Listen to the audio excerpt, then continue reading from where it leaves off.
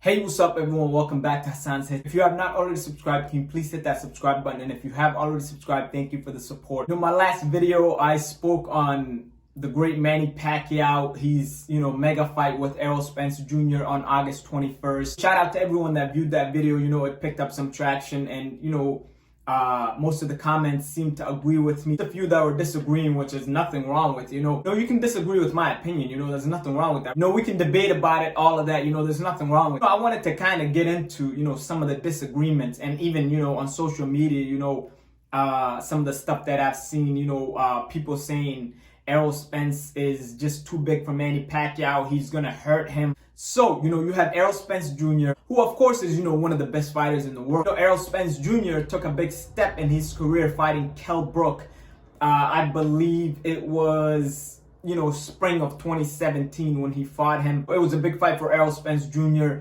and he stopped Kell Brook, and he hurt him pretty bad. However, what people forget about that fight is this is a battered and beaten Kell Brook.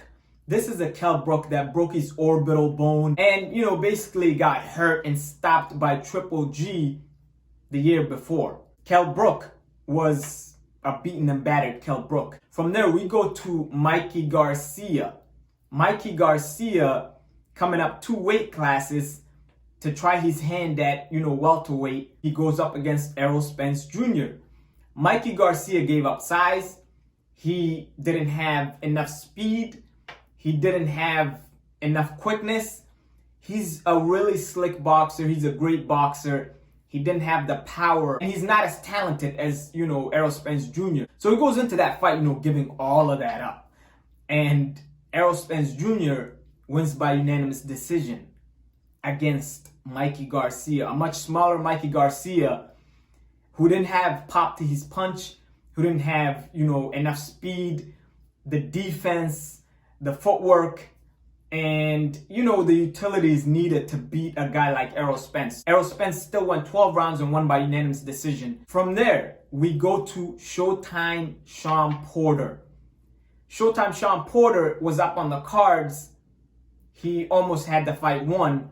Errol Spence Jr. showed championship poise and pulled off a split decision win against Showtime Shawn Porter. Showtime Shawn Porter that, was also beaten by Keith Thurman.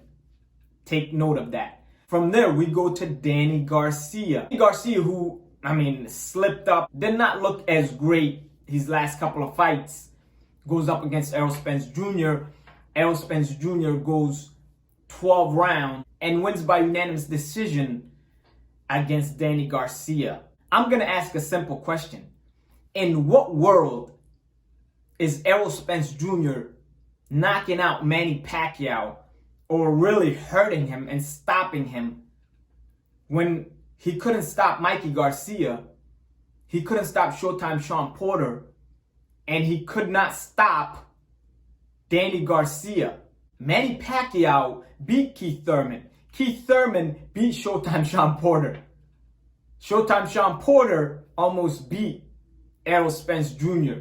and went all 12 rounds. So again, a simple question. In what world is Errol Spence Jr. knocking out or badly hurting Manny Pacquiao and stopping him? In what world? Listen, people have to, recognize that this is a tough fight for both men, of course.